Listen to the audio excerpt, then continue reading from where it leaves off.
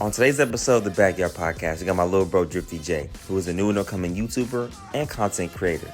So today we get to learn more about his story and his process of becoming just that. You guys are in for a good one, so make sure you guys sit back, relax, kick your feet up, and enjoy this episode. Welcome back to another episode of the Backyard Podcast. I'm your host, Marcelashoward, and I'm here with a very special guest. You may know him as Little Bro. You may know him as Jayla. You may know him as the kid who got dunked on by another kid. Well, he's a grown man, first of all.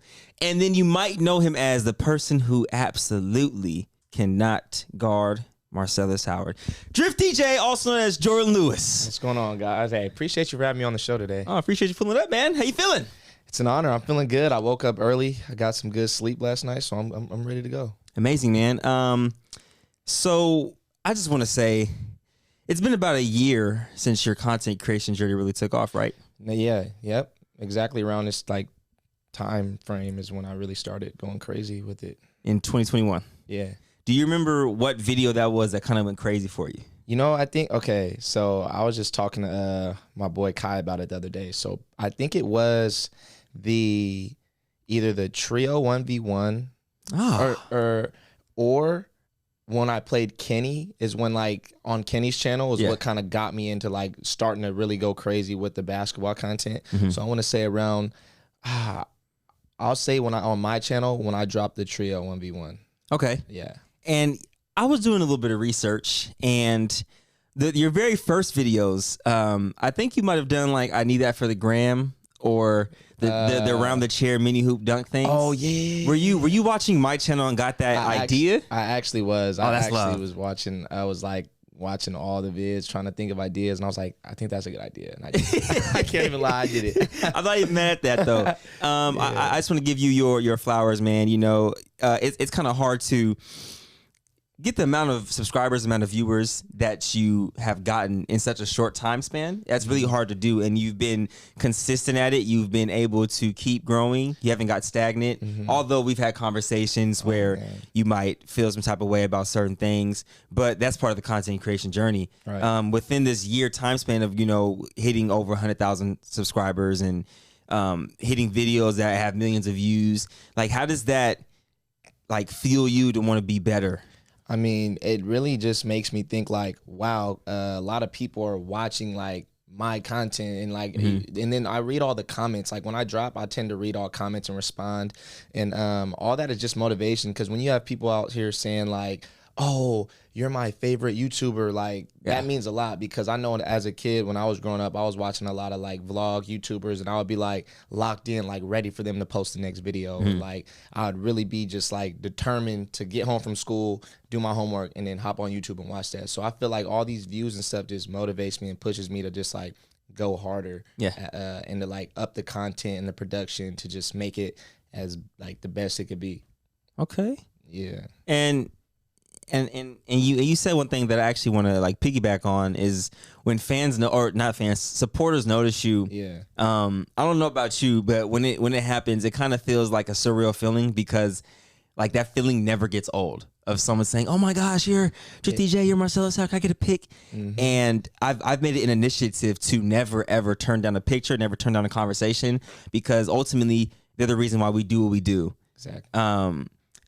So I wanted to ask you on that, have you had an experience that was super weird, one, and two, all right, that is overdoing it?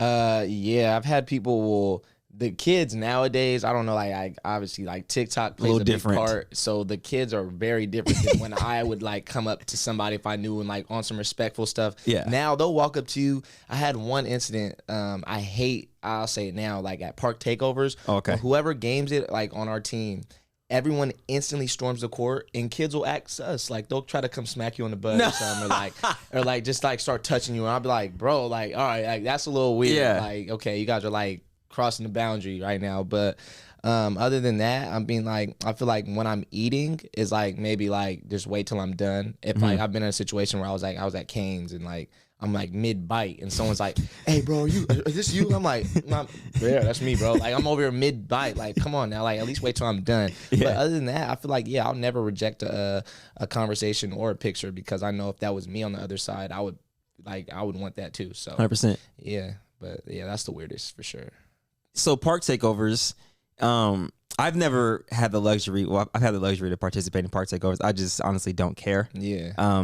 No disrespect to anybody doing park takeovers. They're amazing. You guys are. I commend you guys because on my body I couldn't do it. But have you had a park takeover incident? Have you had a park takeover incident that was kind of crazy? Like, have you had one of those moments? Man, take me back to LA. Oh man, that was crazy. Look, I forgot about that. You guys know. LA, Forgot about that. LA was crazy. Like, for one, the Bilattis flew in literally the day of the takeover. Okay. Our takeover lasted about 45 minutes. So they flew in from the East Coast, got here, stretched. They pulled up to the B&B for about 45 minutes. We pulled up to the park. Boom, fight happens. They got their flight changed and they left in about 3 hours. So that was like, wow. But yeah, we had pulled up to a park and LA was talking mess for about like the whole year about us pulling up, like we're scared, all this and that. So we pull up. And there's some people there, you know, that have been talking a lot on Instagram. So we see that they're playing. Because the guy, normally when we go to takeovers, we have a guy who runs a list with the teams we play. So the first three names he's like listing, and like he says the first team on, and it's like those people that we've been like going back and forth with. So we're like, oh, it's gonna be one of those days. So you know, we talked about it as a team and stuff, and we hop on and we can't even finish the game. Like, something happens. Cam gets someone gets in Cam's face. Cam is like looking at a real Crip member right now, like just face to face. Like, I'm like, wait, Cam's acting different. Like, you don't just see that. And like the game, we were chipping at it the whole game. We're going back and forth, and you know, we're calling fouls, they're calling fouls. We're getting like pushed to the ground, and then boom, at like fight breaks out at the end of like all that, after Cam's and like the face and everything happens. Somebody swings and then boom, and then now it's like mafia. Like, it's a brawl at this point. So it's a free for all brawl. We got shoes up in the air. We got people, like, it is bad. Like, it's so bad. And I'm just here watching it like, wow, this is really happening. Like, I thought this was like, when I would see that on YouTube, it was just like for content. But this is real. Like, we're actually going at it right now. So cameraman's throwing punches and stuff. I'm like, no. So yeah, that was actually a crazy experience, bro. Like, and then out of nowhere at the very end, we hear like, everybody run. He has a gun. So we're like, oh snap. Like, this is real. So then we really started running. We got kids there. That's why it sucks, because like you got kids popping out to these, and these like anywhere from ranges like 8 to like 14, 15, and then you have the older guys. But if you're a kid and you're going to this, you're not thinking like anything bad's gonna happen. So exactly. What's going on? Yeah, it's like, it almost makes it like, dang, like we gotta be careful where we throw these takeovers, because we need to keep the kids safe at the end of the day. So that was crazy. How do you deal with that when people make up stories about you? Now I used to, like, it used to get to me at first, like, you know, all over social media. I would want to sit here and literally respond to every comment if someone said something. But then like I can't even lie, I've been a victim to it. Like, when I first started, I'm over here sitting here arguing with people in comments, going back and forth, and it just never got me anywhere, because they don't care. Like, they just want a response out of you. So you're sitting here explaining why you're this and why you're not this, and they're like, yeah, shut up, we don't care, man. You still suck. So I'm like, all right. So like, I had to get used to that like coming up. So now when I see that, I don't even like bother even like responding or even like opening a message that's just like a bad message or a bad comment. I'll see it for sure. Like, a lot of people don't know, like, they think that like people with followings and stuff, they think that we don't see comments and DMs and that they're just gonna get away with whatever they say. But like, I check my DMs and my requests all the time. Because I like, sometimes I might respond if it's a good comment or a good DM. Yeah, I'll like sit there and like I'll feel good about it and DM someone back like, yo, like, appreciate it or something, just random. So like, yeah, for the people watching, I see all the DMs. So, but I'm not gonna respond. So don't bother like thinking I'm gonna respond if you like start dissing me or something. So that's actually a good point. You know, we as content creators do get a lot of DMs every day. And I feel like it's within our power to decide if we want to give our energy towards it, or to just ignore it. And one thing I've learned personally in this field, in this business, is we tend to want to respond more to the negative comments because we're like, no, he's not understanding what I'm about, or he's talking about a bunch of BS. And then the positive comments, we're gonna just scroll through because we see a lot of them too. But I feel like I've been making it more of a what's the word I'm looking for? Priority for me to respond to only the positive comments, because what's the point of giving someone who's speaking negative on you attention? And I feel like that's where everything gets misconstrued, because as content creators in social media, we want to respond to the negativity. We want to respond to the bad comments, but then we ignore the positive ones. And I feel like that's where we can kind of lose ourselves a little bit, because then we start to actually subconsciously believe what they're saying because we're responding to it. So it's making us feel a certain type of way, when in reality, if you're comfortable with yourself and you're comfortable with your content, those comments shouldn't even break the barrier. And I wanted to ask you, you only been about 2 years into this, a year and a half, 2 years? Yeah, like about around that. Yeah, right? Like, What to you is your ceiling in this industry? Like, what do you think your ceiling is? Or do you have a ceiling? like, meaning like, where do I? Meaning like this. So like for me, I started back in 2011, 2010. I never set myself a ceiling, but I always said I have a ceiling for this certain aspect of content. Like, I don't want to keep doing just straight impersonations for the rest of my life. I don't want to keep doing basketball challenges for the rest of my life. I don't want to keep doing reactions forever. Right. And then I don't want to keep doing like podcasts forever, but I'm trying to keep elevating in a certain way. If you haven't noticed, I've gone from impersonations to challenges to 1v1s to 5v5s to reactions to podcasts. So like, what's your ceiling for the content you're doing, and what's like the next step you're looking forward to doing? Not saying you're going to stop doing what you're originally doing, but adding on to that. What are you going to do to keep adding on? So definitely, I want to use everything I'm doing right now just to really expand in like the business community too. Like, because I know obviously I'm not going to be doing YouTube forever. So like, when I'm done with it, I want to be able to like, I want to be able to have my own business and something like my own store or something. And obviously, like when I was starting, I was doing like all the pranks and like public interviews and stuff. And then I got into basketball community, and I was just doing like when I was coming up, I was doing a lot of one-on-ones, and then I kind of got stagnant with that. And I was like, you know what, like that's not gonna help me like be the best I can be. So like then I got into doing more like comedy basketball into that. So which a lot of people liked, so like how this AAU stuff is. And I didn't realize at first like how much you can really like expand with all this AAU stuff, because a lot of kids just like that. So like right now I'm in that little phase that I'm doing right now. So now I'm opening up and doing more like how me and you are like trying to do the tryout stuff. We're popping out to different cities and doing all that other stuff. Like I just want to make this like let me see, trying to get the word for it, but I really just want to open up and just be able to do a little bit of everything, kind of like you. Like I want to open up and have a new channel down the road. As I continue to grow on this channel, I want to have have another channel where I do. I was actually gonna do a reaction channel in the past, but then I kind of paused it because I did a couple videos. So I want to get into reactions down the road.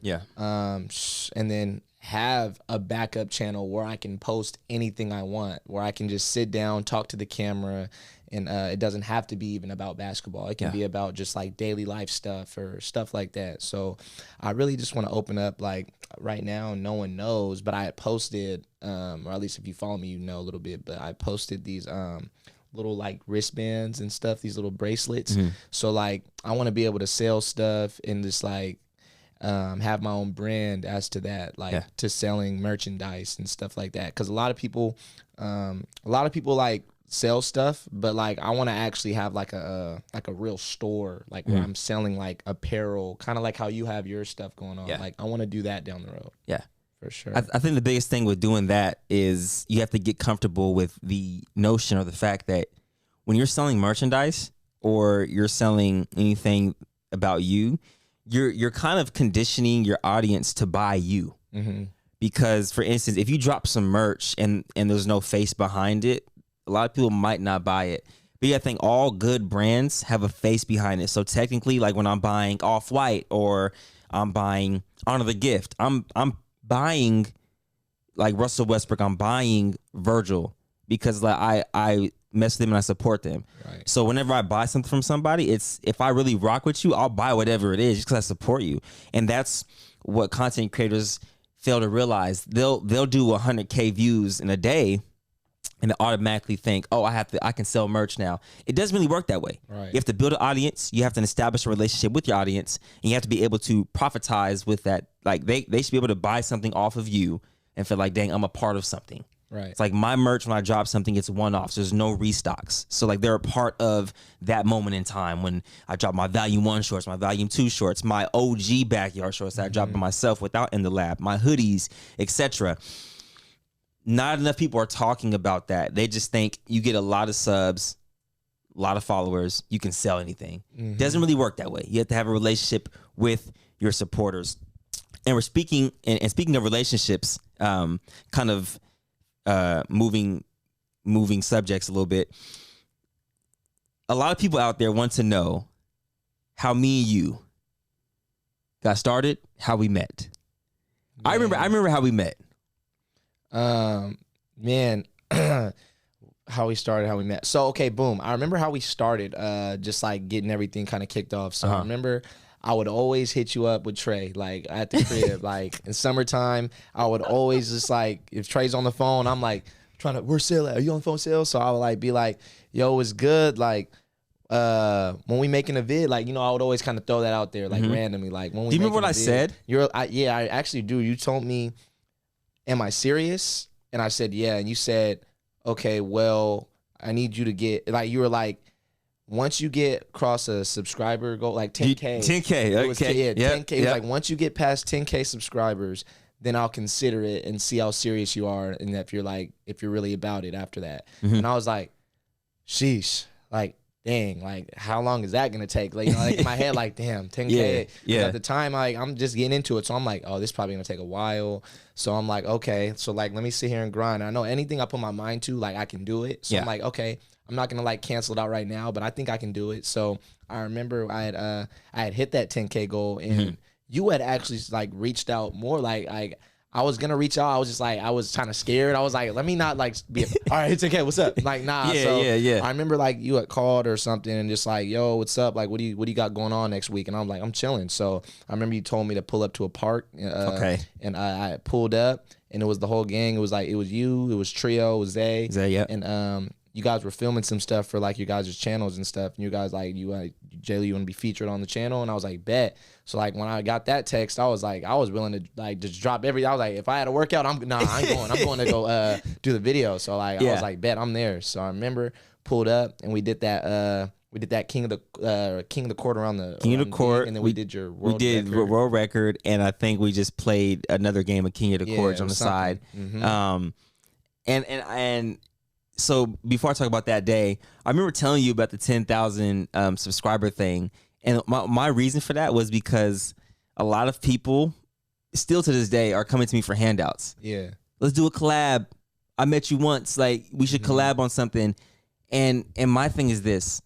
If I don't see the effort, if I don't see the tenacity to want to be something special in this content creation world, I technically kind of don't have empathy for helping people out unless they're working hard. Now, let me elaborate what I mean by that. Meaning, if I collaborate with somebody and I just see that they want to just get my video only, and I don't see anything prior to them, like there's no other content, there's nothing else that they're working towards, I'm like, why would I give a handout to that? And there's kind of no benefit, selfishly, right, for me. Now, it sounds kind of crazy, meaning if I was going to collab with J. Lou before he had kind of took YouTube serious, that means that I should just be collabing with any and everybody. That's not how it works. You talk to Trio, Zay, Foreign Boy. When we first started, they already had their channels and they already had their audiences growing. So I was like, of course I'll work with them. Like, they're young, they're hungry, they're going to encourage me to want to be better. But if I start with somebody who has just like 500 subs and only posted one video in 1 month, what benefit is that going to do for me, for you, right? Because then for the person I do it with, it's going to give them like a sense of, oh, my video's popping off now. I just have to collab with Marcellus more. Right. It's not like you can't use the person for your, like, you can't use the person to say, I'm going to get a lot of views because I'm gonna record with Sel because I know I'm gonna get a lot of views, but I'm not gonna record by myself because I don't care for that. I just want to get views, and views equals money. Right. So when I told you that, I was like, I want to see how hungry he actually is because I told somebody this before about the 10,000 thing. They never got it, so we never collabed. Oh, wow. I'm not gonna say the name. Yeah. But when I seen you actually put the work, and I said, "Oh, he's hungry. Like, he's recording oftenly, dropping often. Got 10K subs." I was watching. I don't know if I was tracking because I said, "Let me see if he's actually hungry." So I was checking on your page oftenly.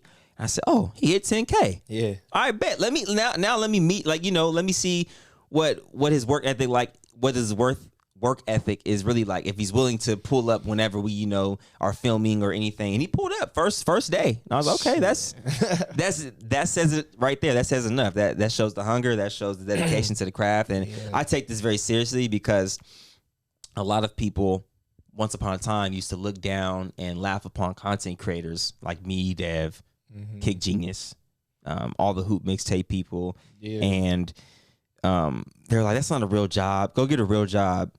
But now it's considered a real job, and those who are saying that are trying to get into the entrepreneurship content creation world. And it's kind of funny, we always do have the last laugh. It's kind of cliche, but having the last laugh is kind of like the best part of this because you said we couldn't and we did.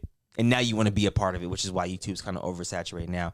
But not like to cut you off really quick, like about that point you just said, how people like kind of laugh and kind of downplay it. It's kind of funny but they want to know how much you're making. And then like I get that question randomly from just people. It's like, oh, you do YouTube? And they'll kind of trying to just like brush me off. Like, I'm just like, all right. They'll be like, oh, so what do you do? You do YouTube? And I'll be like, yeah. They'll be like, do you get paid? And I'll be like, yeah. I'll be like, oh, okay. But like, is it really a job though? Like, are you really getting paid? And I'm like, I mean, yeah, it's pretty cool. Like, you can make, and I'll just throw like a rough drag. You can make anywhere from this to this. And then they'll be like, so how much are you making? And I'm like, no, don't worry about it. Pocket watch it. Like, I get that question every once in a while, and it's kind of like, I hate when people ask me like, how much do you make on YouTube? Like, I'm gonna just sit here and tell you, like, I'm not telling y'all, like, Facts. Facts. But I hate that when before they get into that question, they try to just brush it off, like, YouTube do nothing, bro. Like, go get a real job. Like, all right. It's a real job. It's working for yourself. It's literally working for yourself. Like, and what's crazy is it wasn't just the 10K subscribers to me that like maybe want to like, okay, give you an actual shot. It was seeing you also pop up on TikTok by yourself, doing the diamond testers, doing the pranks. And I said, this kid actually wants to be a content creator. And a little bit on TikTok, it's not the hardest to grow on there, but to surpass 1 million followers on anything is amazing. Yeah, that was when crazy. You passed 1 million followers on TikTok and got verified. What was that feeling like? Man, that was probably like, I actually remember the day I had hit the 1 million and I got verified. And I remember when I got verified, I was in a workout and it was an open run. And I finished and I come back and I was just like, wow, like I made it on TikTok. Like, this is crazy. Yeah. Like in the growth I had in that 1 month I had where I hit like, I gained like literally 500,000 followers in a month off the diamond tester videos on TikTok. And that was just like wild to me. Like, I was locked in. I told myself, like, let me lock in for a month straight and post every single day. And I had like my schedule where I'd post, like, if I posted 2 vids, I'd post at 1 o'clock and 5 o'clock. Wow. And I kept that schedule for a month straight. And every video that I posted was a diamond tester video and it hit 1 million views every time, 1 million plus. So I was like, wow, I've never seen this much growth like ever. So that was like big to me for real. So I'll never like take that for granted. Like all that hard work like paid off. So I love that for real. It's truly amazing. And on the diamond tester thing, we did diamond test my gold chain. Do you remember that? I actually remember I have that video, I think. Bro, I still have it up. Yeah, you gotta send me that because I was like, what are the odds if we set the meter up just enough that it'll pass a diamond tester? And it passed the diamond tester. Passed. So is your diamond tester fake? Nah. I think your gold is just got some VVs in them. I don't know. Hey, I don't know. That diamond tester actually is kind of weird. Sometimes I'll just put it like on.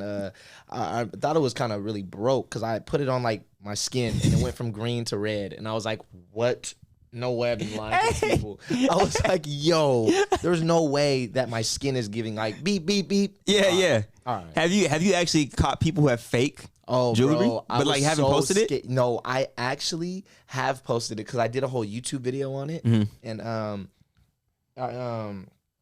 remember I went to the mall. I went to the Galleria, and you know, it's kind of nervous because you're like touching someone's chain. So you're like, you know, you don't want to say it's fake in their face because they'll be like, no, like, I went here. Like, what do you mean? So there was this one incident. So I was testing dudes. I forgot if it was an earring or a chain, and he said it was real. So I was like, all right, bet you want to be on YouTube. He was like, yeah, it's good. So I did a whole intro with him. I remember I put it up to his ear, and it wasn't going off. It was one of those like little flat little clusters of the diamond earrings, and it wasn't going off. And I'm sitting here kind of like, oh no, like I don't want to say it's fake to him in his face. So like, let me just kind of like retest it and see, like maybe it's me. So I'm like, let me hold it. All right, let me get steady. So I remember I did it. He's like, it should be going off. Yeah, you hear it? It's about to go off. It's about to go off. I'm like, it's not going off. I'm looking at my cameraman like, bro, what do I do? So I remember I helped him out. Bro, I'm a real dude for this, bro. I helped him out. You turned it up? I turned it up. Nah, that's him. crazy. I turned it up for him because you could do it yourself. So I remember I put it on his ear and I put my thumb all the way up and said, beep, beep, beep, beep, beep, beep. And I was like, hey, it's real, bro. He was like, I told you, bro. I was like, yeah, yes. He walked through. I was like, Jay, so you selling people false dreams, telling them their jewelry is real. yeah. Nah, you better than me. You know he hit his friends probably the rest of the day. I told y'all my real. Nah. Bro, if I would test someone's diamonds and the beeper didn't go off, I would have just walked away. I wouldn't have said nothing. I'd be like, okay. Like, damn, that shit was fake. Nah, see, that's... Yeah, see, I was It's a dangerous game, though, because people, when they find out their jewelry is fake or people say their jewelry is fake, they kind of take it personally. And on camera, they're going to be like, nah, you tried to... Oh, they're going to be tripping. That's why I was like, let me not. And he looked like he was the type to trip, so I was like, let me be cool with him. He going to try to beat my ass. I'm good. No way you turned the thumb up. I turned it up, bro, instantly. I said, no, I ain't walking away saying this shit's fake. I'm turning it up. I raised it up all the way. Put it back down. I was like, yeah, you got Because they cost a lot of money. Facts. Right, and even if you buy a fake one, technically they can still charge on it because you won't know. That's why you always supposed to get your jewelry appraised when you get it. I don't get my jewelry appraised. I don't get jewelry, but I have the gold chain. That's it. I don't get diamonds. I'm frugal and I'm broke. But speaking on Cap. the what? Cap. What's cap about that? I'm definitely broke. All right. Are we not in my mom's apartment right now? Okay. Head ass, bro. I don't want to hear it. That's cat because my mom don't even have an apartment. Mom's apartment is crazy. But speaking on the price of things, man, when you got your first big check, what'd you do with it? I know for a second, I can't even lie. Nah. I saved you it bought for some as ass? long. Sorry. Nah, that's crazy. He's trying to do me weird right now. No, I didn't buy My ass. bad. So, what did I do? I tried to save it for as long as possible, and then I remember I think like I just gave in and I bought some things. I bought some shoes. What'd you buy? Bought a couple of shoes. I actually spent like I spent a lot of money at the stores and for clothing. Okay. I remember I like splurged on some clothes because I was like, you know, I've been kind of working hard this month. Yeah, and I was like, you know what? Like I'm gonna make it back, but I was like, let me save it. And then, but one day I was just like, I remember once I buy one thing with me, like if I just know it's a bad habit, I gotta get out of it. But like I'll be so good up until like one purchase, and as soon as I see that one purchase, I'm like, F it, I'm going crazy today. Like let me just spend it all. Like I'm not all of it, but a lot of it. Jay, what? Not all of it, but like no, but like so. $1,000. Correct me if I'm wrong. Help me understand this. So you get $1,000, and you buy a pair of shoes for $300. You have $700 left. F it. Let me just go spend some more. That's your thought process on it. I'll spend probably like $200 or $300 more. Yeah. If I have $1,000 and I buy something for $300, and I'm kind of probably and I'm splurging, I'm gonna want to buy like 2 or 3 more things. It's kind of a sick put the microphone closer because I want to actually have the people look in the camera and look in your camera, and I want you to tell them again, when you get amount of money and you spend part of it, you say, I'm gonna go ahead and buy some more.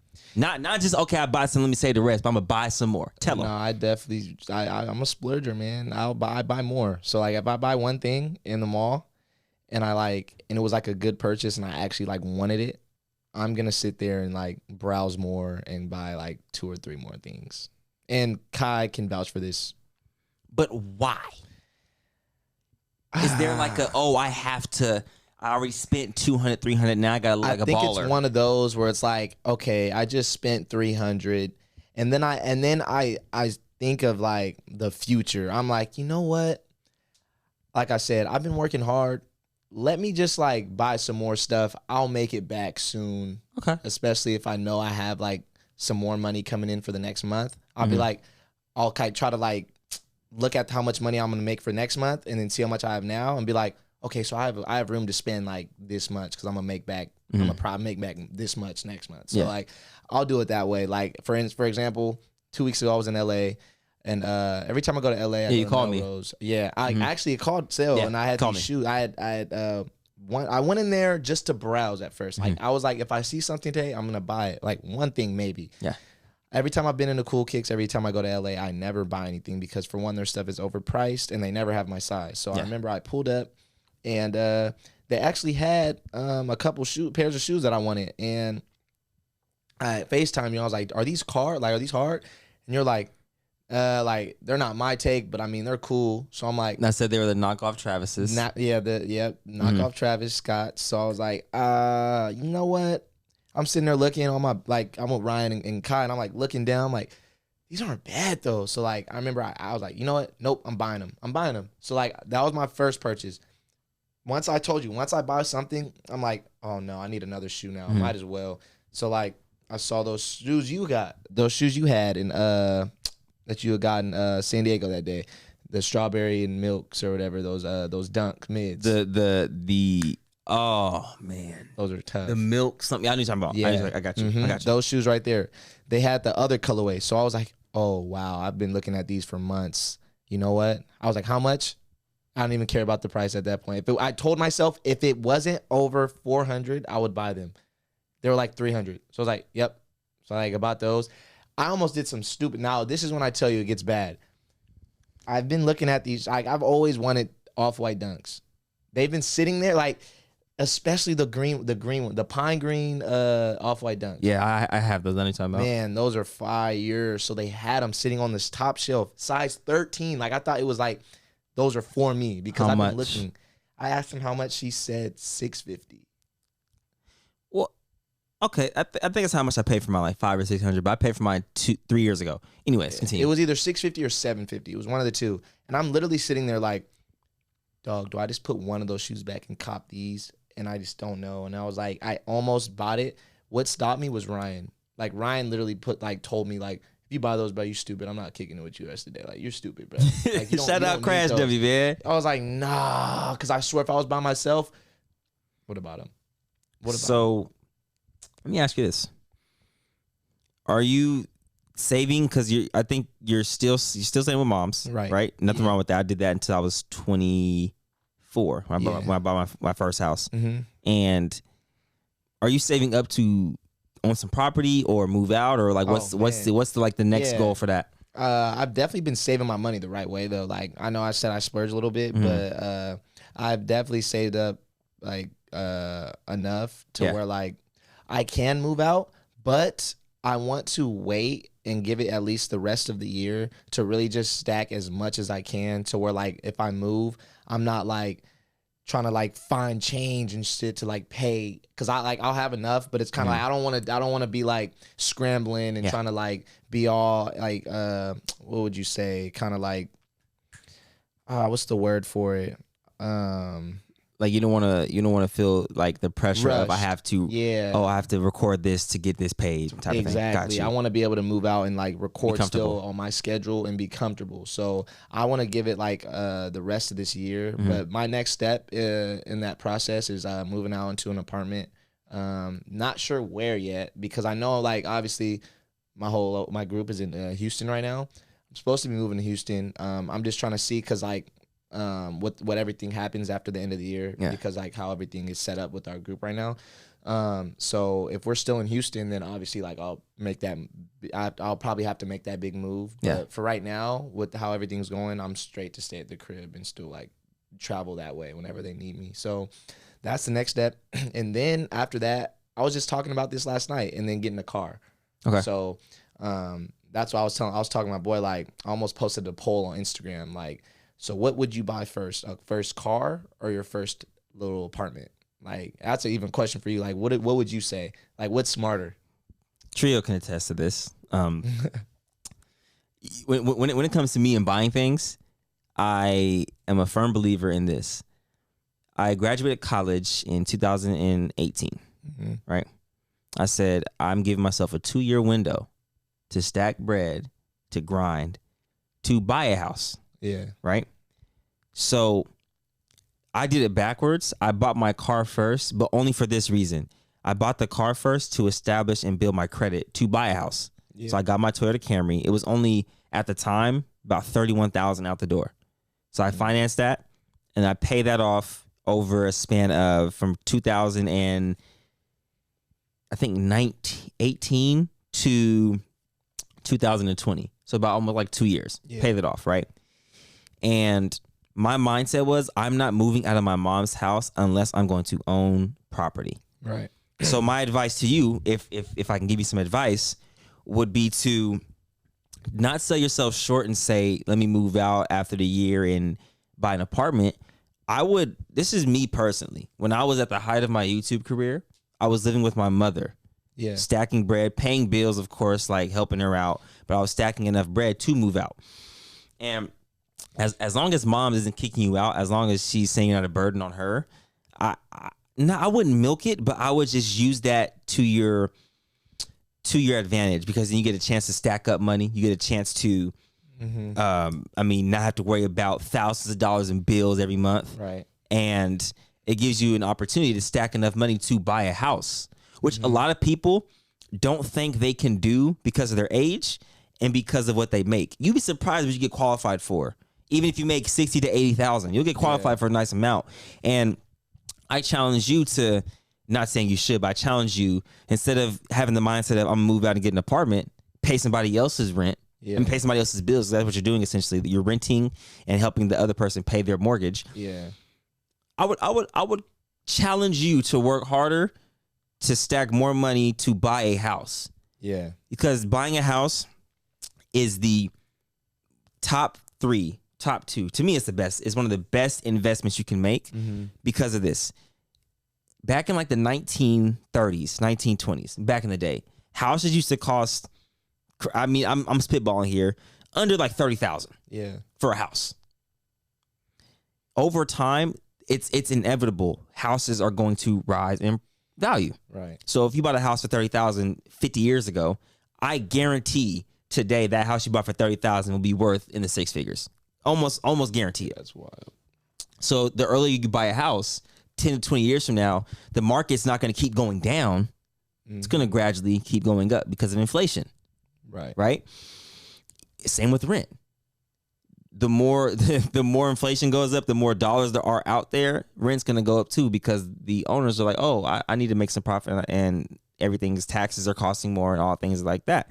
So, not to get long-winded, what I would do personally, if I could do it over again, would to what E40 said in one of his songs, famous E40, don't buy a car before you buy a house. And I only do that to establish credit. But if you're already establishing credit, I would aim for a house, because you don't sell yourself short. Owning property is one of the most beautiful things in the world. Yeah, and you actually just puts that into my head now, like really got that into my mind thinking now, because now that I really think of it, I'm barely at home anyways. Yeah. Because I'm got to travel for the takeovers, and I have to always go here to film and then go to LA back and forth. So like I'm only at home for like spurts at a time. Because how old are you? You're only 21. I'm 20. 20. Damn, I don't even know my little bro name. Hey, goddamn. Yeah. 20. Yeah.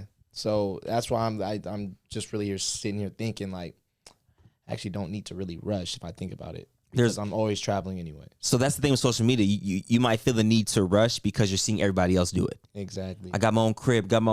When technically, I can't say I own my own. I got my own crib until I own my own crib. Right. Like nothing wrong with buying an apartment by any means. So like, don't even think I'm saying anything bad about that. My girl used to live in apartments and rent houses and stuff. Yeah. Now she owns a house. And my thing was, I personally don't want to rent if I don't have to. Right. If your mom is not kicking you out the house, What is the rush? Yeah, right. Just to look the part, to have your own freedom. You kind of still have your own freedom. Mm-hmm. It's just the freedom of living on your own, which then comes with more responsibility. Right. So at the age of 20, if you think about it, by the age of 22, you're gonna be pretty well off. Yeah. But if things keep going the way they're going, right. No facts. and if you have the ability to own a house, the amount of equity you'll build into that house, the amount of money you'll get back on the long run is really worth it. Or even income property. I mean, I don't know. That's just what I would do differently, getting the knowledge that I've gotten now. But at 20, I wasn't thinking like that. Yeah. I was in college playing basketball. Right. Giving niggas buckets. But yeah, I would just challenge you to think one step ahead, one level ahead, and not like everybody else, and to just challenge yourself to go own something. Nah, for sure. And you have a car right now, don't you? Yeah. And it works. And it gets me to point A to point B. So I mean, you've driven to LA 30 times millions, in that car. And I love it. I love it. It's great. So, I mean, yeah, like, last thing I'm going to say on this subject, because I don't want to get too long-winded again, but I feel like this is what people need to hear, is it is perfectly fine, but living below your means. Example, if you make $10,000 a month, it is okay to spend $2,000 a month. Living below your means, because then you're always going to profit. Right. If you make $10,000, spend $8,000, it's going to be hard to profit $2,000 a month. That's like $24,000 a year. But if you're making $10,000, only spend $2,000, 8 times 12 is what? 12, 10, 14, 96. 96. That's about 96. I'm just roughly speaking, $96,000 that you're able to profit after all your expenses. You spent $24,000, got to pocket $96,000. I'm just saying, simple math. It's a good way to look Is at that 12? 12 times 8,000. Yeah, 96,000. Yeah. Yep, 96. For sure. Did you count on your fingers? Yeah, back to the school days. That's all. That's all I do, everything.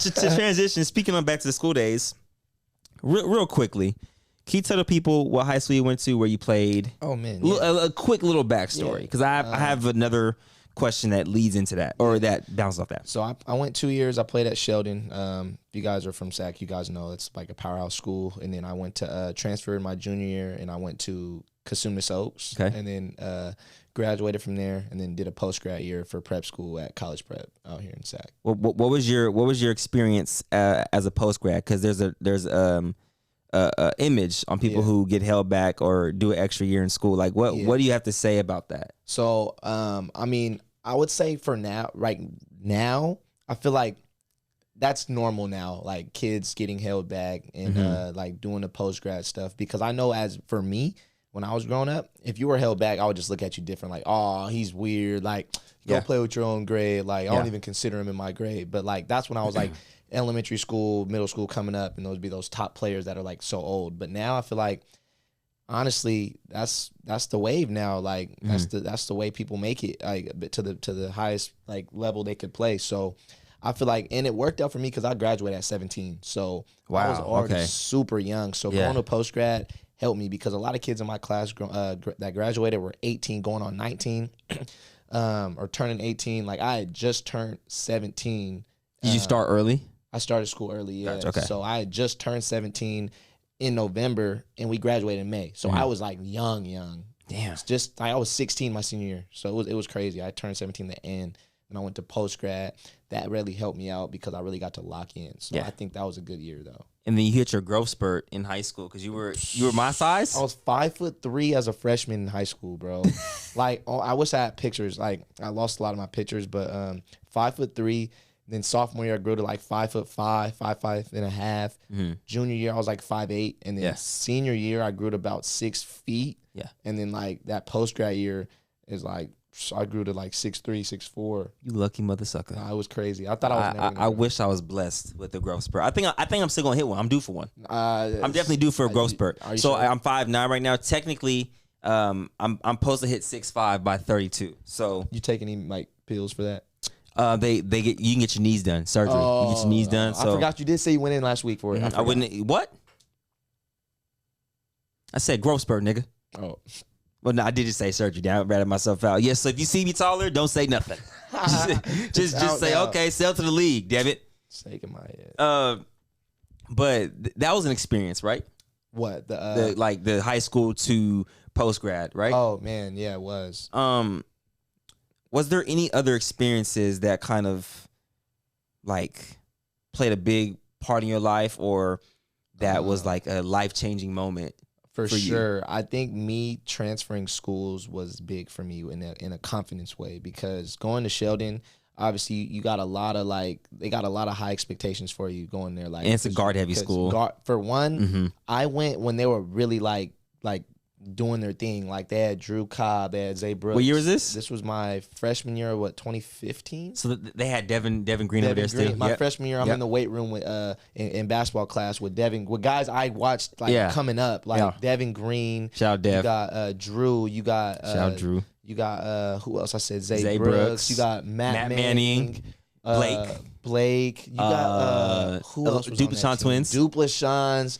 And you're just like, who else is in there? I'm trying to think. They had Yaru wasn't there yet. No, who was Dom Johnson was there, of course. Dom Johnson was there. My boy CJ was there. Who else? There was one more guy. I think you guys had Sam Zay Brooks' little brother. Oh yeah, Sam Brooks. Yeah, that's my boy. Yeah.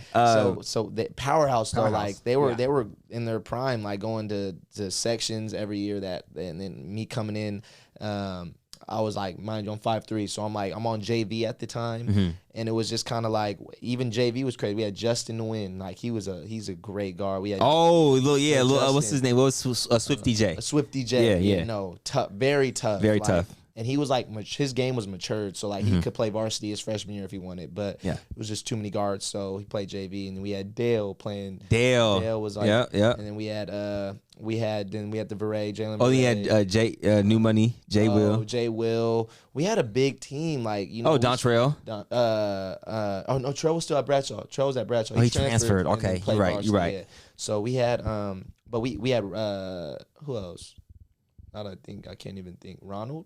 No, it might have been Ronald. Yeah, Ronald was there with the goggles, right? Yeah, Ronald and Larry. So yeah, we had a big team on JV still. So like, it was kind of like, damn, like, and I'm 5'3" and I'm skinny though, small. Like, I still haven't really matured yet. So like, everybody is really like, I'm getting in here and there. So I remember like every time I would get subbed in, I would just think like, man, for one, heart's racing, because it's like, you got these guys, you subbing in for Justin or something, like, the coach is just going to put him back in if you make any mistakes. So like that leash was small, because you do anything, like, you're getting subbed out quick. So I remember like, if I went in, I would try to play a perfect game. If I shot, I would be like, if I missed, I was like always like, damn, I think I'm coming out. Were you Cheeks back then? I was actually good, but I was just like, it was a confidence thing. Like, my freshman year was really like, I had to really step it up. Which is why a lot of people don't know. Well, if you know me, then you would know. But going like playing JV my freshman year was kind of like, it was cool. But I think like, to get the best experience, like to play the whole game, I went down and went to go play freshman, like my freshman year.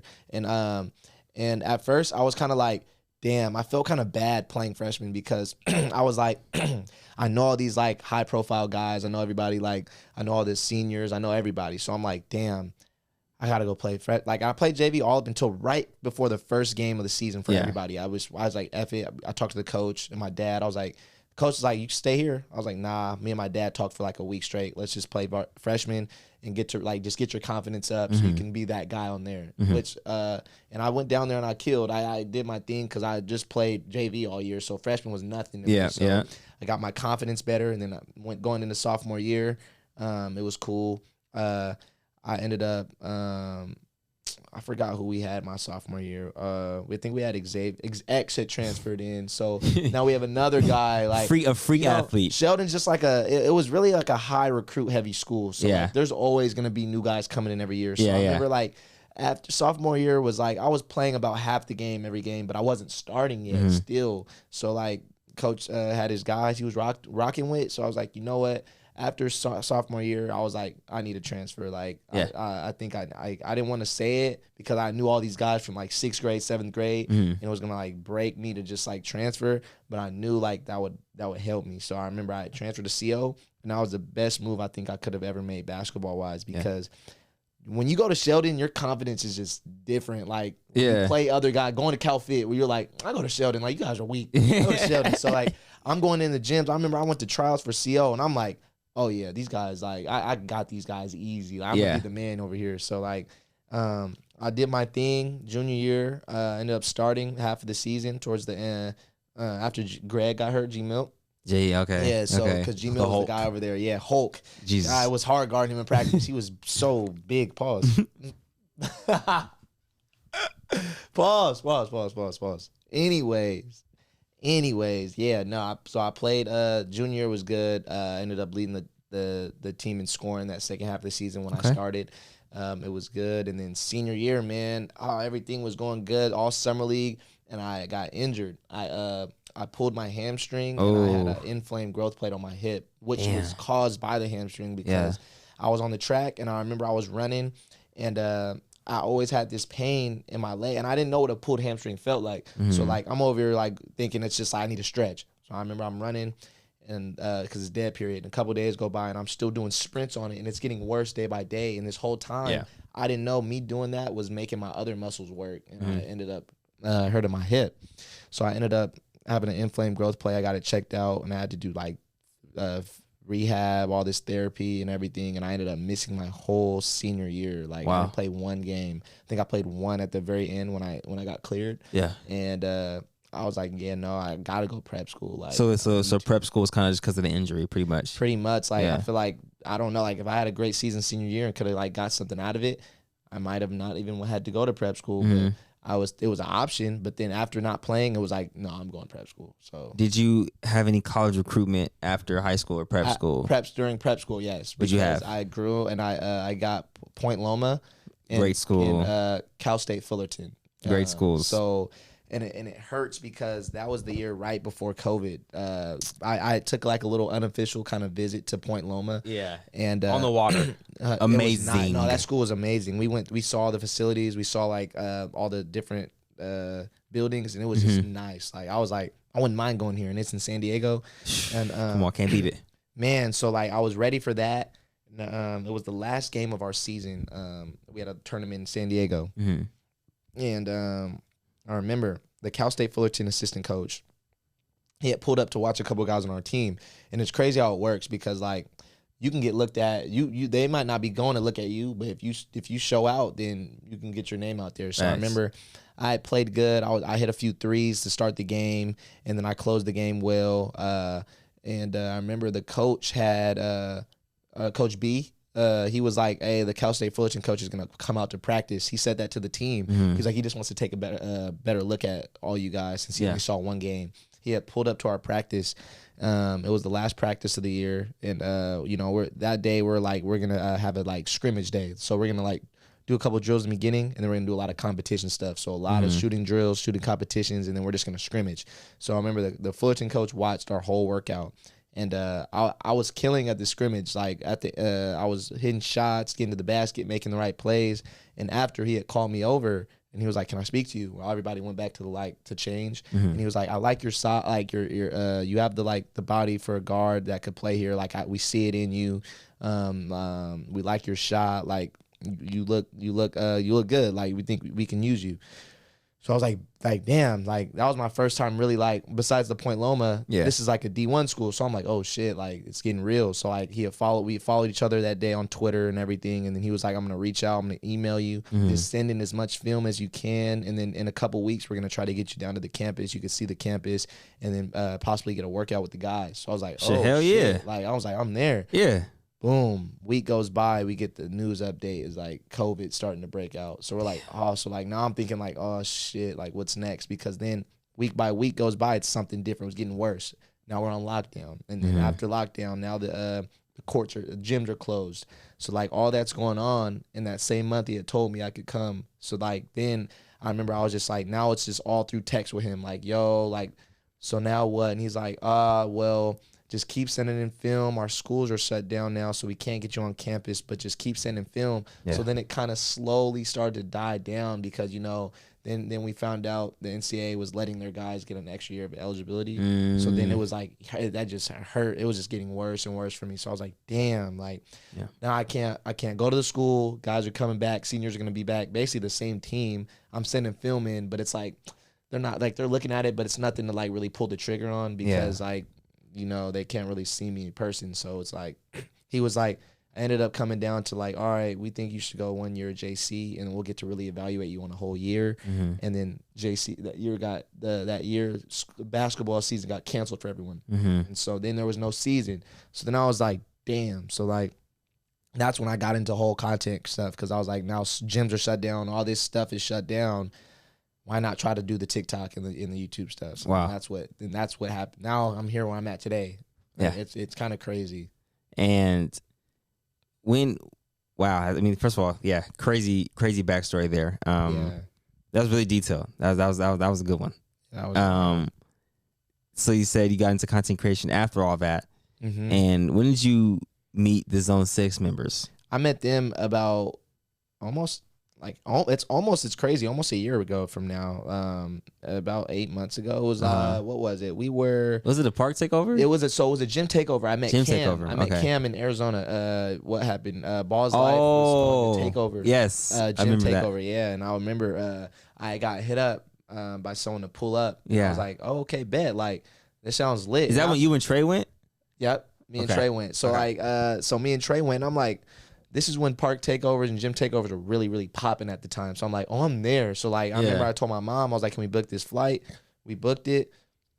I pull up, and I had seen Cam on TikTok before. So like, I saw him in person for the first time, and I think that's where we really met. He didn't play, but we said what's up to each other and stuff.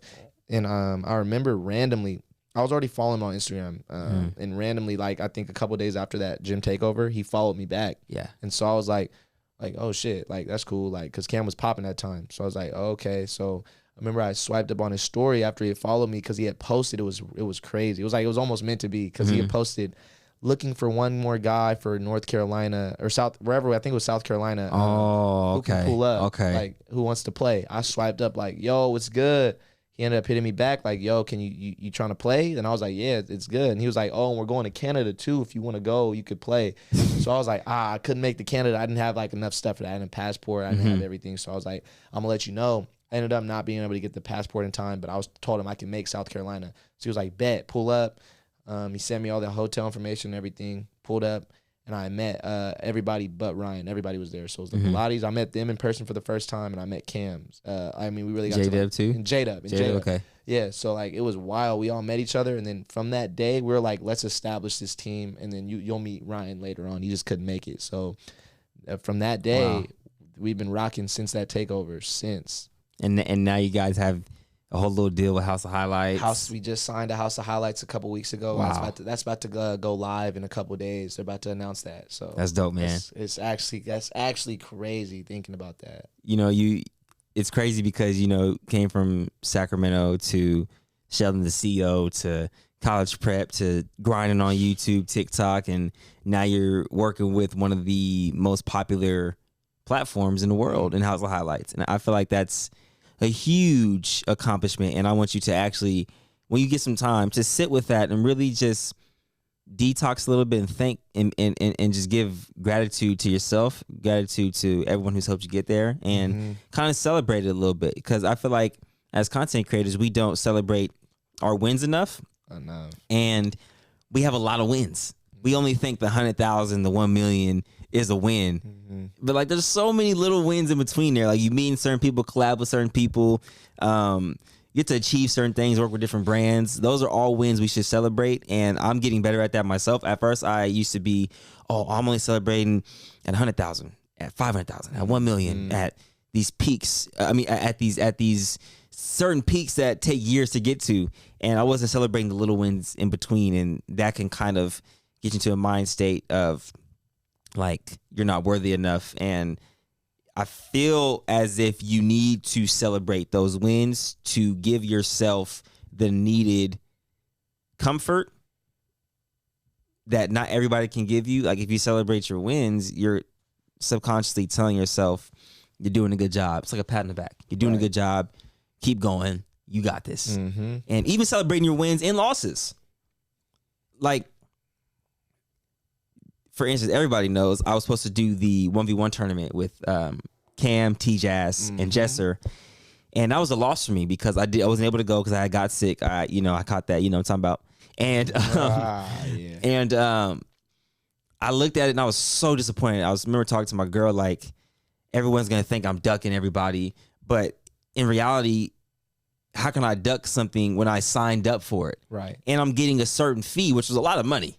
So I'm missing out on this amount of money just because I'm ducking. I'm not going to miss out on that type of money because I'm ducking. I literally physically couldn't go. And that sucked. It was a loss, but I counted it as a win. And I celebrated that because I said, well, I was actually blessed enough to be asked to be on that platform. Right. And I know you want to get into the 1v1 world more. And it's like not taking that for granted, being that I was chosen to do that when there's plenty of people out there that would love to be in that position. And it wasn't like I was taking it for granted. I just couldn't go. Right. But I would love to do another one in the future if, time is right, price is right, of course. Right. But a couple questions for you before we get on out of here. I know you want to get into the 1v1 world. A little bit, yeah. To the competitions. Yeah, and right. I know you feel like you deserve it. Is there one 1v1 out there that you want bad? Ooh. In the content creation community? I feel like I've had my bits and pieces like coming up, like who I wanted to play. Yeah. So like, I'll just say one like T-Jazz is like, That'd be dope. I'll be Okay. cool playing Yeah. T-Jazz. I already got you. I lost Multiple times. I can't. Yeah. We're done with that. Yeah, I got yours, so that was good, cool. And then other basketball creators. Dev. I just want to I just want to guard him once, like just to see what it's like. Oh, you never guard him. That's right. No, I've never got to guard him ever. So like I always see him frying people all these years. So like I want to see like what it's like just guarding him, like because he's obviously shifty. So Dev for sure, and then I think that's pretty much it. That's a good list. You got T-Jazz, Dev, and then I had you on there. So me. Yeah. So he already got me. I already got you, and then I've guarded Dev before. I think multiple times back in 2018 and then recently at All-Star Weekend. And the thing about Dev is he's just super skilled, super quick. Just good at basketball. But it challenges you to bring out the best you in you. And it was me, him, and Friga. We were just battling. Called the boss battles. And Friga. I would let us see you play Friga. Yes. I would let us see you play J. Lou. I want to actually play J. Lou. I would let us see that. Friga hit me up about a week ago after I went live with J. Lou, and he was just like, yo, would you be down to go ones? And I was like, yeah, let's set it up whenever. So I'm just waiting on whenever we can set that up. But that'll be crazy. That'll be a good one for That's going to be amazing, bro. I think it's going to be amazing for the community because you can see J. Lou versus J. Lou. We literally have the same exact name. First and last name. Spelled the same way. You guys, are you guys brothers? You never know. So you're saying something we're not knowing, you know? I told him to like launch his YouTube and shit. Like I told him like once he just says J. Lou, like it would be straight. So who is the hardest person you had to guard in high school and in the content creation community? Okay, in high school, I'll say I guarded what's it called? Jalen Green was tough one. He was frying you. Yeah, I used to do workouts with him, and I'm not gonna lie, his game is just crazy. Like that's the first time you've seen a player and it's like, damn, he's actually better than me. Like he's tough. Yeah, you wouldn't say he's better than you? No. I'm better. I almost caught him there. Almost caught me. Jalen for sure. I'm not even gonna lie. In high school, like guarding Justin was tough. Quick, he was he's so quick. like just like you don't know what he's gonna do. So guarding Justin was hard in high school. Yeah. And then in the content creation, obviously, like I say, sales hard to stay in. Wait. Hold on. Say it to that camera, please. Marcelashoward is hard to stay in front of. So it's as advertised. It's not. It's actually harder in person. Pause. It's more. Oh yeah. Pause. Wow.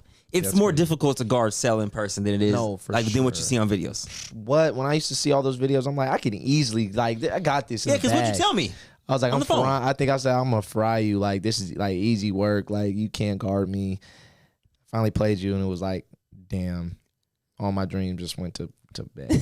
I was like, sheesh, and it happens every time. Like every time, I'm thinking like, okay, this day I got him, and it's like he has a counter for everything. You think you're there, you're not. Like it's crazy. His shot, he can get it off however he wants. So he's definitely one of the hardest people I've guarded. Him, you, and J Law so far have been. Oh yeah, J Law's tough, man. Yeah. Wow. Mm-hmm. Speaking of ones, yeah, that was another good one I got out the way because You fumbled that. I did. I was up 10-1. That's crazy. 10-1 is cool. Couldn't get one bucket. You went to 11, right? or 13? 13. So You couldn't get three buckets? and he had one. And he went on a 15. He went on a 13-0 run.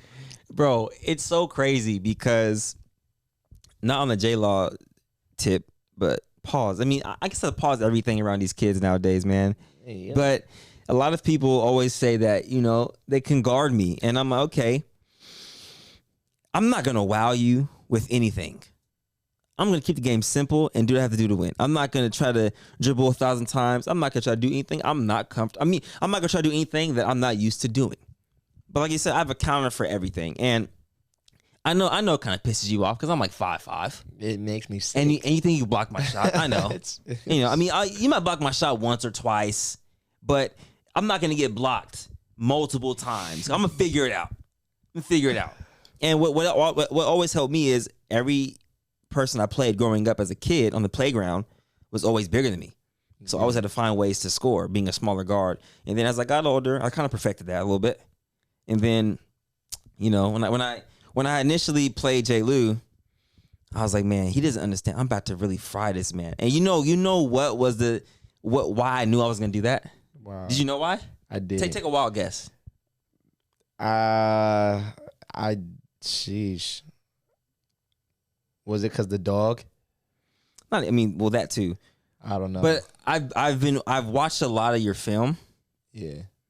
And I got to watch you play Trio live. You did. So I said, I know exactly what I'm gonna do. And I did exactly what I told myself I was gonna do. I'm not gonna tell you that because I'm gonna give away my tricks. Yeah. And then we played again off camera when I came back from the ankle injury. Mm-hmm. We played best of 7. Yeah. He won the first 2 games. I was just coming back. I said, okay, he was shifting me a little bit. And then I won 4 straight. Yeah, you did. 4 straight games. We did. You're not going to see that video because we never recorded it. That was just a little bump session to, just to get some good bump in. Then we played again. We did. Key in the court. We did. With Kai and Trio. We did. We played about 5 games. I won all 5, by the way. And 3rd game, I made you quit. When I seen that, I said, no way am I going to claim this dude anymore. He quit on me. I was tired. No. You quit on me, J. Lou. If we play again, you better not ever quit. I'm not. You better finish it out until the end. He was like, "You're gonna take this until I'm done." I was like, "Oh shit." Huh? Pause. You're gonna take this until I'm done. Bro, you know what I mean? No, I actually don't know what you mean because that was wild. What does that mean? Like it was like I'm thinking like I was saying like in your head. I was just like speaking. Nah, no way I explain this. No way I have to explain that. Oh my! I'm not explaining it. I'm not explaining. Next question, bro. There's no shot. Next question. Is this an interview now? No. Next question. Okay, can you guard me now? Yes. I mean, you do know I own a backyard and a basketball court outside, right? Yeah. All right, coach, I'll make sure you know that. Oh, I know. I'm just making sure you know that. Oh yeah, I'm aware. Okay, and you've been hooping. I don't hoop anymore. Mm-hmm. So, technically, that dude got the. Got a lot of balls back there. Pause. He did that on purpose. For sure. A lot of basketballs, man. I was gonna show you my MVP trophy, but oh yeah, what? No, it's all right. That's from the NBA Summer League. Oh yeah, let me see that. Actually, pull that out. Go ahead. Pull what? Pull that out. Pause. Pull what out? The trophy. Can you speak to the microphone? All right, pull the trophy up for me, please. Thank you.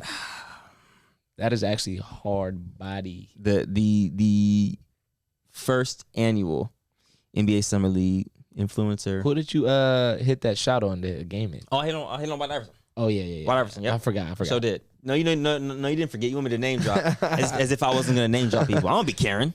Yeah, it was on White Iverson. No, that was tough. I saw the vid. I watched your video. Yep. You were killing. You were frying everyone in there. A little something like that. I wouldn't like to call it frying. I like to call it vegan frying. Vegan, because I don't eat meat or butter or dairy type shit or cheese or anything pescatarian. How's it going? Good. It's going great, man. 3 years into it, I feel the best I've ever felt. I look the best I've ever felt. I look the best I've ever felt. Anyways, what? What? Now, it's been a good conversation, man. Sure. I got to. Well, we got to learn more about you. Yeah. On a different level. sure. I have a few questions before we get out of here. What's up? It's time for a little bit of backyard podcast trivia. Oh Lordy! All right, let's go. So I'm gonna ask you a few questions here, and we're just gonna see if you can get them right. All right. First, I'm gonna start on the basketball one. Are you ready for this? I'm ready. Come on. Okay.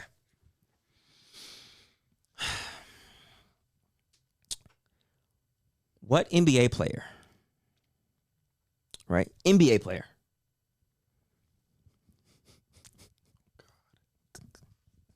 Hold on. Okay. Okay. Sweaty in this. Wait. Getting nervous. Let me change the question a little bit. Who's your favorite NBA player, by the way? Man, I've had. Dang, I don't even have a favorite. You don't have a favorite NBA player, and you play basketball? No, I have different guys I like a game, different pieces of their game I like. So like I like a little bit. I like Kyrie. I like. Who is your Harden. favorite player? Say it with your chest. I don't have one. I really don't have one. Like I really don't have one. I just like different guys. I don't have a favorite guy though. No pause. I like different. You like what? I like different players in the league. Pause. Jalen, Michigan. Who is your favorite player?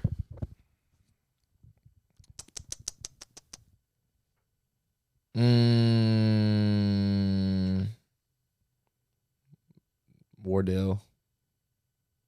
If you don't just say Stephen Curry, Yeah. you mother sucker. Steph. Okay. Who is the all-time leading three-point percentage shooter? Who's the all-time three-point shooter in three-point percentage? My bad. So I'll rephrase it for you. Who is the all-time leading three-point percentage shooter in NBA history?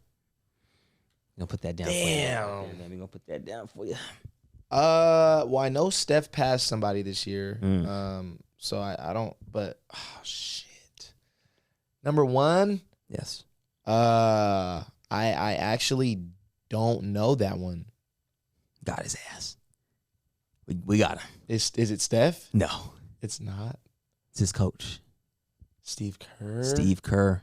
I actually did Knock down Steve. That wasn't his Wow. name. He gonna line it up and knock it down. He's the number one 3-point percentage shooter. Hmm? Oh wow. Now, one more basketball question before we get into the little bit of mind trick games. Bet. Oh lordy.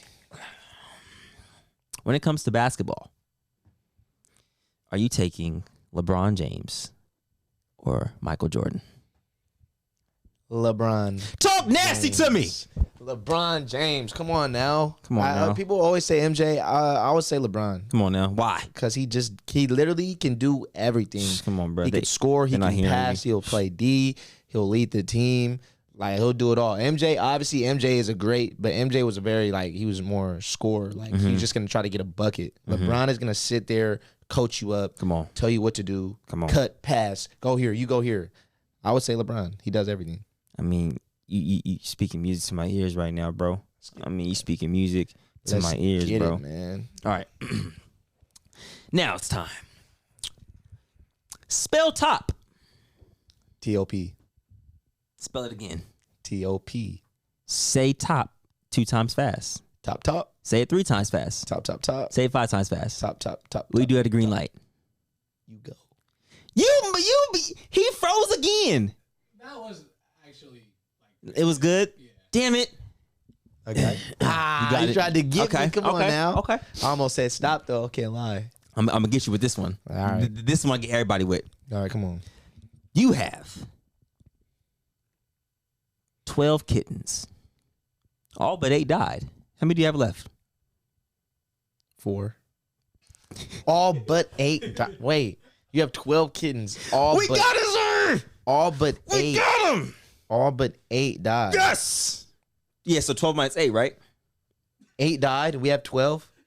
But All but 8. yeah, so 12 minus 8, right? 12 minus You are. I knew you wasn't the smartest 12 nigga on minus the apple 8. on the tree. J-Lou, listen again. You have 12 kittens. All but 8 died. How many do you have left? 8.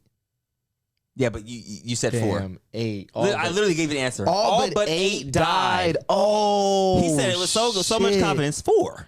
Oh no! See, watch out, man. All right. You doing? That's Ready? crazy. You ready for another one? Yeah, come on. Dang, I wanted to go 2-0. Go over here, stare down. What's up? Put the All little right. music. What is the answer to the question? Wait, huh? What is the answer to the question? What?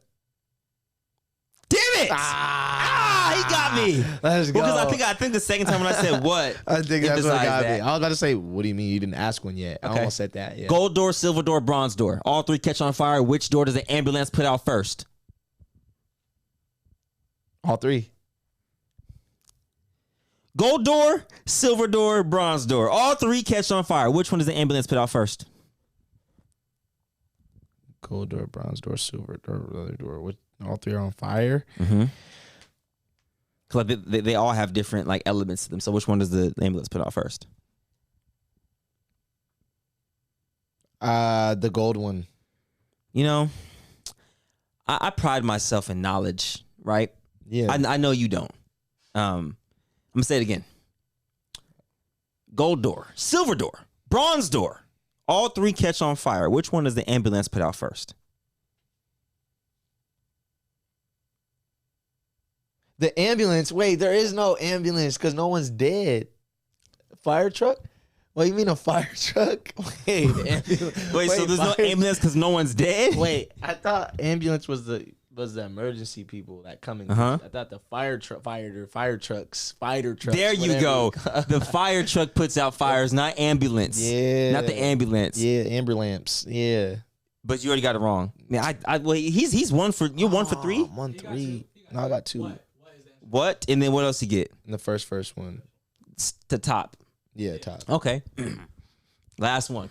Oh God. All right. What weighs heavier? 10 pounds of bricks or 10 pounds of stone? They're both 10 pounds. Sir. They're both 10 pounds. Come on now. Damn. My bad. What the fuck's wrong with you? Okay, well, he went 50% from the field? That's good. No, 3 for 6. 3 for 6. Yeah. Good job, 50%. man. Talk to me nice. That's a hell of a job. Thank you, sir. I mean, I was able to get you on the gold. You did. You got It's mine. an amazing feat. It's all good. But before we get out of here, I just want you to lock in on your camera. Give any words of advice to anybody who wants to be a content creator, who wants to be good at basketball, who wants to pursue what you're pursuing. I would say just Whoa, what we about to say? Some wilds? Nah. I'll say if you put your mind to it, you can literally do whatever you want, like literally anything. Just go out there. There's gonna be a lot of L's, like making content and just sitting down looking at it. You're gonna take L's, and it's okay. It's about how you bounce back. So I would say just overlook that. As long as you put the work in, you will be great. It might not come quick, but it will come eventually. So and always try to outwork your competitor. Like just just always be on your feet, you know? So I feel like if you do that, you could be the greatest you could be. And that comes with anything, even hooping. Go outside, go dribble the ball. You have all the sources to do it. You don't need a gym for all that. So if you want to be great, it's all up to you. You guys can do it. It's in your hands. So I would say, yeah, that's all I got. Man, wise words from the young 20-year-old J. Lou, man. Yeah, that's wild. Yeah, that made me smile. Yeah, that's crazy. Made me smile, man. Yeah. Well, bro, it's been a pleasure having you on the podcast. That was a pleasure having. Like, thanks for having me. Yeah, bro. Great conversation. For sure. I mean, as if we haven't had conversations before, but for the people to hear, just keep being you, bro, and don't forget your why. Don't forget the reason why you do what you are doing. Right. Always keep that in mind whenever you make decisions in life, and you'll be well off. I expect to see you own a crib in the next few years, man. I'm gonna hold you to that challenge. You'll see. Watch. I'm gonna send you a picture. You're gonna see it. Well, I mean, I'll probably You'll see probably it be- before yeah, you'll probably be picture. there. Yeah, type You're gonna shit. send me a picture? Goodness gracious! My bad, bro. Jesus I didn't Christ. know if you might be busy. My bad. What is going on? Sorry. Well, hey, man, if the you're house. watching on YouTube, make sure you like, share, and subscribe. If you're listening on all the major platforms, Apple and Spotify to be exact, hit the follow button. And this has been another episode of the Backyard Podcast. I'm your host, Marcelashoward. This is Drifty J, up and coming superstar. You heard it here first, seen it here first. But there's only one way to end this, and I know you know. We're gonna guess on. I mean, on three. I want to. What do you think I'm gonna say? 1, 2, 3. The yard. You disrespectful motherfucker. Excuse my language. That wasn't it. What do I always say at the beginning and the end of my reactions? You dig. On 3. 1, 2, 3. You dig. Yes.